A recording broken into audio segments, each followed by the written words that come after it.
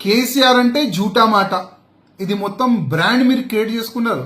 X ముఖ్యమంత్రి గారు ఒక మంచి బ్రాండ్ ని మీరు క్రియేట్ చేసుకున్నారు.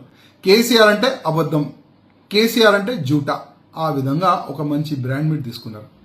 ఎక్స్ ముఖ్యమంత్రి గారు, నేను అసెంబ్లీ సాక్షిగా ఒక మాట అడిగిన, అసలు కేంద్రం నుంచి ఎన్ని నిధులు వచ్చినాయి, ఏదైనా హిసాబ్ చెప్తారా, వైట్ పేపర్ డిక్లేర్ చేస్తారా అంటే మీరే అసెంబ్లీ సాక్షిగా కూడా అబద్ధం మాట్లాడినారు. 0 వచ్చింది అని అప్పుడు కూడా మీరు అన్నారు.